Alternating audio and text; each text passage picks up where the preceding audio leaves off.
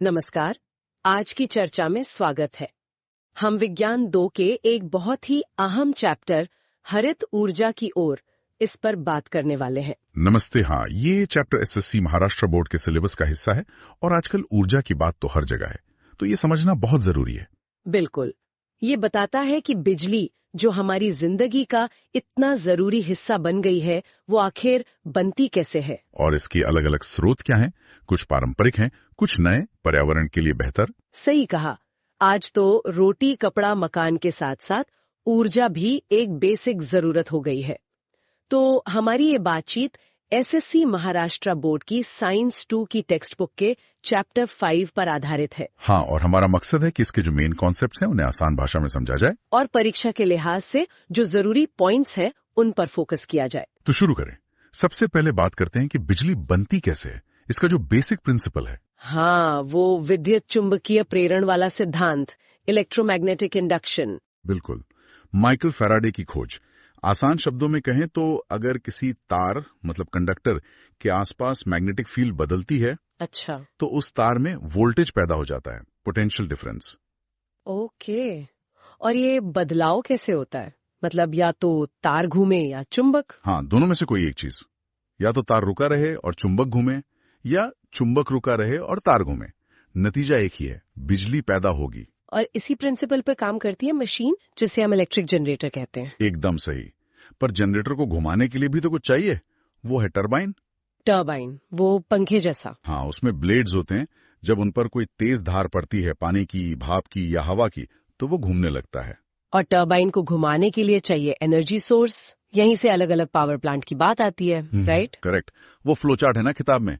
ऊर्जा स्रोत से टरबाइन, टरबाइन से जनरेटर और जनरेटर से बिजली। हाँ हाँ। तो सबसे कॉमन वाले से शुरू करते हैं, थर्मल पावर प्लांट, ऊष्मीय ऊर्जा वाला। हाँ, थर्मल पावर प्लांट। इसमें मेनली कोयला इस्तेमाल होता है। तो ये काम कैसे करता है? मतलब कोयले से बिजली तक का सफर। देखिए, इसमें एक बॉयलर होता है, उसमें कोयला जलाते हैं, उससे जो गर्मी पैदा होती है उससे पानी को उबाला जाता है। खूब सारा पानी। हाँ, और वो बहुत ज्यादा टेम्परेचर और प्रेशर वाली भाप मतलब स्टीम में बदल जाता है। और ये स्टीम फिर टरबाइन को धक्का देती होगी। एग्जैक्टली, वो तेज स्टीम टरबाइन के ब्लेड से टकराती है और उसे घुमाती है। और टरबाइन जुड़ा होता है जनरेटर से। तो टरबाइन घुमा, जनरेटर घुमा और बिजली बन गई। बिल्कुल। अच्छा, और टरबाइन से निकलने के बाद उस भाप का क्या होता है? उसका टेम्परेचर और प्रेशर कम हो जाता है, तो उसे फिर ठंडा करके वापस पानी बनाते हैं। कंडेंसर और कूलिंग टावर यही काम करते हैं। वो बड़े बड़े टावर्स जो दिखते हैं पावर प्लांट में। हाँ, वही। उसमें पानी को हवा से ठंडा करते हैं। इस पूरे प्रोसेस में एनर्जी कैसे बदल रही है, ये समझना जरूरी है शायद एग्जाम के लिए। हाँ, ये एनर्जी कन्वर्जन का फ्लो चार्ट इंपॉर्टेंट है। कोयले में है केमिकल एनर्जी, जलने पर बनी थर्मल एनर्जी, उससे बनी स्टीम में काइनेटिक एनर्जी, वो गई टरबाइन में काइनेटिक एनर्जी बनके, और आखिर में जनरेटर से मिली इलेक्ट्रिकल एनर्जी। केमिकल से थर्मल, थर्मल से काइनेटिक स्टीम से काइनेटिक टरबाइन और फिर इलेक्ट्रिकल। याद रखना होगा। जरूर। लेकिन थर्मल प्लांट्स के साथ कुछ सीरियस प्रॉब्लम्स भी हैं। जैसे कि? प्रदूषण। हाँ, सबसे बड़ा तो वही है।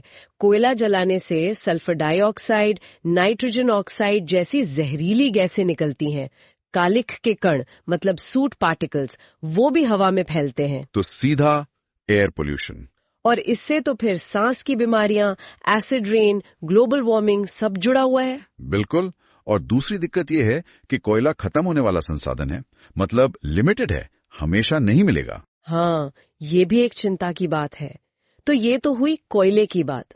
अगला ऑप्शन है परमाणु ऊर्जा, न्यूक्लियर पावर। हाँ, न्यूक्लियर पावर प्लांट्स। इनमें फ्यूल होता है, यूरेनियम या प्लूटोनियम। अच्छा, इसमें गर्मी कैसे पैदा होती है? यहाँ तो कोयला नहीं जलता। यहाँ तरीका बिल्कुल अलग है। इसे कहते हैं न्यूक्लियर फिशन, मतलब परमाणु विखंडन। परमाणु विखंडन, ये क्या होता है? इसमें क्या होता है कि यूरेनियम 235 जैसे भारी एटम के न्यूक्लियस पर मतलब केंद्रक पर एक न्यूट्रॉन टकराता है। ओके। तो वो न्यूक्लियस लगभग 2 छोटे न्यूक्लियस में टूट जाता है और इस प्रोसेस में बहुत ज्यादा एनर्जी निकलती है। साथ में 2-3 नए न्यूट्रॉन भी निकलते हैं। और वो नए न्यूट्रॉन फिर आगे टकराते होंगे? हाँ, बिल्कुल। यही है चेन रिएक्शन, श्रृंखला अभिक्रिया। वो नए न्यूट्रॉन पास के दूसरे यूरेनियम एटम्स को तोड़ते हैं, उनसे और एनर्जी और न्यूट्रॉन निकलते हैं और ये रिएक्शन कंट्रोल तरीके से चलता रहता है न्यूक्लियर रिएक्टर के अंदर। तो इस गर्मी से फिर बिजली कैसे, क्या आगे का प्रोसेस थर्मल जैसा ही है? काफी हद तक रिएक्टर में जो गर्मी पैदा हुई उससे पानी को गर्म करके भाप बनाते हैं। और वो भाप फिर टरबाइन घुमाती है? हाँ, भाप टरबाइन घुमाती है, टरबाइन जनरेटर घुमाता है और बिजली बनती है। यहां भी भाप को ठंडा करने के लिए कंडेंसर और कूलिंग टॉवर होते हैं। और वो रिएक्शन को कंट्रोल कैसे करते हैं? उसके लिए कंट्रोल रॉड्स होती हैं जो एक्स्ट्रा न्यूट्रॉन्स को सोख लेती हैं ताकि रिएक्शन काबू में रहे। अच्छा, इसका एनर्जी कन्वर्जन क्या होगा? न्यूक्लियर एनर्जी से थर्मल एनर्जी, फिर स्टीम की काइनेटिक एनर्जी, फिर टरबाइन की काइनेटिक एनर्जी और आखिर में इलेक्ट्रिकल एनर्जी। ये फ्लो चार्ट भी ध्यान रखने वाला है। इसका फायदा तो ये है कि कोयले की तरह धुआं नहीं होता, ग्रीन हाउस गैसें नहीं निकलती। सही, एयर पोल्यूशन नहीं होता, ये बड़ा प्लस पॉइंट है। लेकिन इसकी भी तो अपनी चुनौतियां हैं। वो न्यूक्लियर वेस्ट का क्या होता है, परमाणु कचरा? हाँ, ये सबसे बड़ी बात ही है। फिशन के बाद जो पदार्थ बनते हैं वो भी रेडियो एक्टिव होते हैं और हजारों साल तक खतरनाक रह सकते हैं। उन्हें सेफ तरीके से डिस्पोज करना बहुत मुश्किल काम है। और एक्सीडेंट का खतरा? हालांकि सेफ्टी स्टैंडर्ड्स बहुत हाई होते हैं, लेकिन अगर कोई बड़ा एक्सीडेंट हो जाए तो बहुत खतरनाक रेडिएशन फैल सकता है। ये एक रिस्क हमेशा रहता है। तो कोयला और न्यूक्लियर दोनों के साथ सीरियस इश्यूज हैं। तीसरा ऑप्शन है नेचुरल गैस, प्राकृतिक गैस। हाँ, natural gas based power plant, ये कोयले से कुछ बेहतर माने जाते हैं। कैसे, क्या प्रोसेस है इसमें? इसमें एक कंप्रेसर होता है जो हवा को दबाता है। फिर इस दबी हुई हवा को कंबशन चैम्बर में भेजा जाता है जहां नेचुरल गैस के साथ उसे जलाते हैं। अच्छा, यहाँ सीधे गैस चलती है? हाँ, जलने से बहुत गर्म और हाई प्रेशर वाली गैस बनती है। ये गैस सीधे गैस टरबाइन को घुमाती है। मतलब यहाँ स्टीम वाला स्टेप नहीं है? नहीं, यहाँ गैस ही टरबाइन घुमा रही है और टरबाइन से जुड़ा जनरेटर बिजली बना देता है। तो इसका एनर्जी कन्वर्जन हुआ नेचुरल गैस की केमिकल एनर्जी, जलने से बनी गैस की काइनेटिक एनर्जी, टरबाइन की काइनेटिक एनर्जी, इलेक्ट्रिकल एनर्जी। बिल्कुल, इनकी एफिशिएंसी मतलब कार्यक्षमता कोयले वाले प्लांट से ज्यादा होती है। और एक अच्छी बात यह कि नेचुरल गैस में सल्फर लगभग नहीं होता, तो सल्फर डाइऑक्साइड वाला पोल्यूशन नहीं होता। लेकिन CO2 तो इसमें भी निकलती होगी? हाँ, CO2 और नाइट्रोजन ऑक्साइड यहां भी निकलते हैं, हालांकि कोयले से कम। तो हमने देखा कि कोयला, परमाणु, नेचुरल गैस, इन सब में कुछ न कुछ पर्यावरणीय दिक्कतें हैं।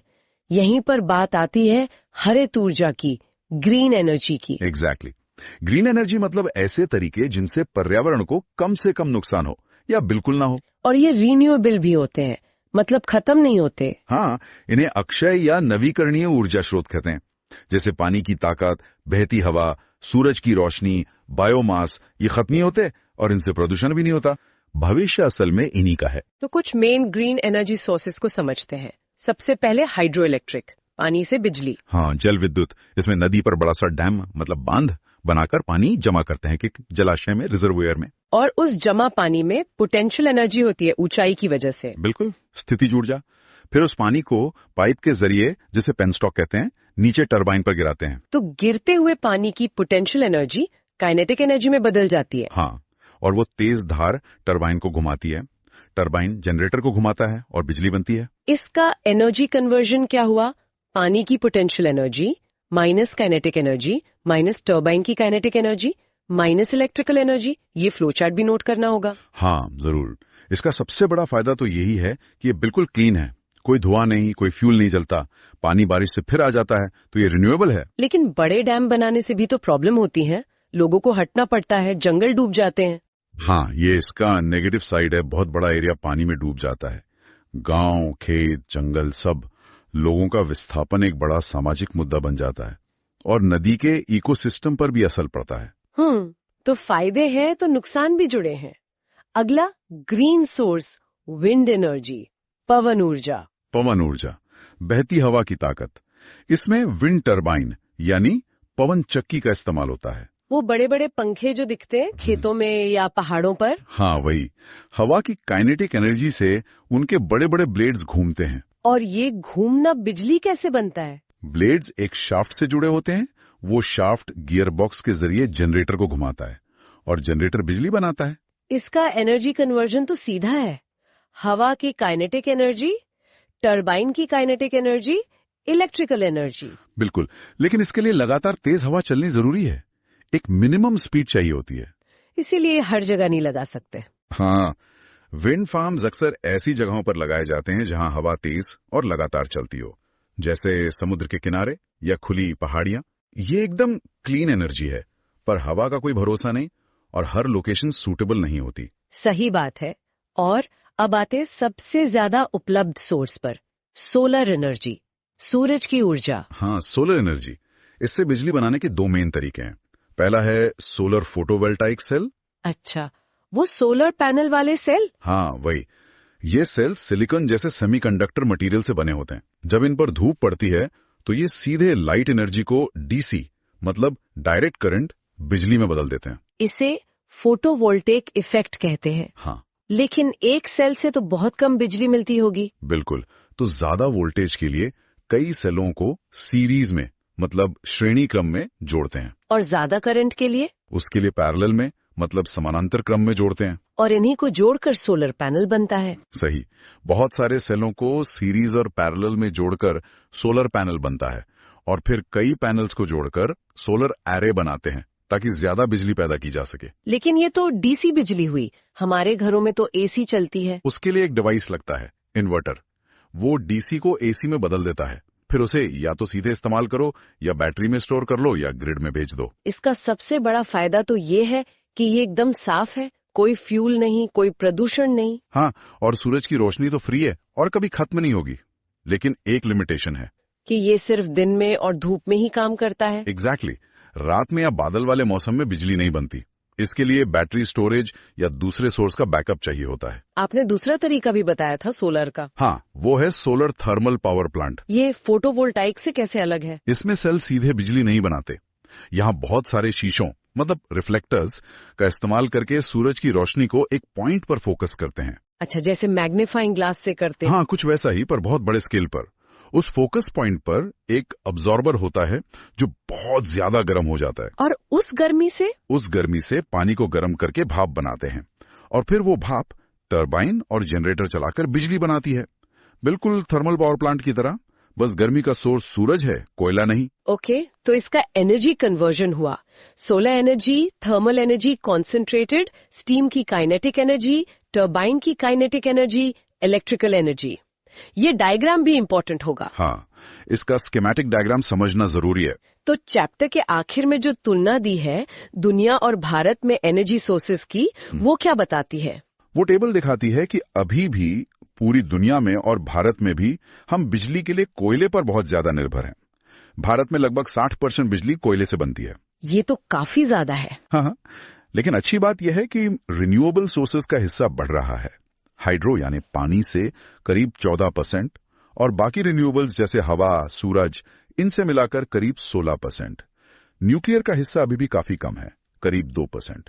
तो ये आंकड़े दिखाते हैं कि ग्रीन एनर्जी की तरफ जाना कितना जरूरी है। बिल्कुल, पर्यावरण बचाने के लिए भी और भविष्य में एनर्जी की जरूरतें पूरी करने के लिए भी। तो अगर हम इस पूरी चर्चा को समेटें, खासकर एग्जाम के पॉइंट ऑफ व्यू से, तो स्टूडेंट्स को किन बातों पर ज्यादा ध्यान देना चाहिए? कुछ चीजें बिल्कुल पक्की कर लेनी चाहिए। एक तो इलेक्ट्रोमैग्नेटिक इंडक्शन का प्रिंसिपल और जनरेटर कैसे काम करता है। दूसरा, जितने भी पावर प्लांट हमने डिस्कस किए, thermal, nuclear, natural gas, hydro, wind, solar photovoltaic, solar thermal, इन सब के एनर्जी कन्वर्जन के फ्लो चार्ट वो अक्सर पूछे जाते हैं। हाँ, वो स्टेप्स। फिर थर्मल, न्यूक्लियर, हाइड्रो और सोलर थर्मल के स्कीमेटिक डायग्राम्स लेबलिंग के साथ। ओके, डायग्राम्स भी। न्यूक्लियर फ्यूजन की चेन रिएक्शन का कॉन्सेप्ट, हर टाइप के प्लांट के कम से कम 2 फायदे और 2 नुकसान, खासतौर पर पर्यावरण पर असर। ठीक है। ग्रीन एनर्जी क्या है, उसके उदाहरण, और सोलर सेल कैसे काम करता है और सीरीज पैरेलल कॉम्बिनेशन क्यों करते हैं। ये पॉइंट्स काफी क्लियर है, इनसे तैयारी में मदद मिलेगी। तो हमने समझा कि बिजली बनाने के कई तरीके हैं, पुराने भी, नए भी, और हर तरीके के अपने प्लस और माइनस पॉइंट हैं। लेकिन यह साफ है कि फ्यूचर ग्रीन एनर्जी का है, रिन्यूएबल एनर्जी का। हमें धीरे धीरे कोयले जैसे स्रोतों से हटकर पानी, हवा, सूरज की तरफ जाना ही होगा। ये सब जानने के बाद ये सोचना भी जरूरी है कि हम अपनी रोजमर्रा की जिंदगी में क्या कर सकते हैं। शायद बिजली बचाने की कोशिश करना। हाँ, एनर्जी कंजर्वेशन बहुत जरूरी है। अपनी जरूरतें कम करना, बेवजह बिजली बर्बाद ना करना, और जहां मुमकिन हो ग्रीन एनर्जी ऑप्शंस को सपोर्ट करना। ये हम सबकी जिम्मेदारी है। बिल्कुल। ताकि आने वाली पीढ़ियों को एक साफ और सुरक्षित माहौल मिल सके। सही कहा। तो आज की इस बातचीत के लिए बहुत बहुत धन्यवाद। उम्मीद है ये डिस्कशन हरित ऊर्जा की ओर चैप्टर को समझने और परीक्षा की तैयारी में सभी के लिए उपयोगी साबित होगा।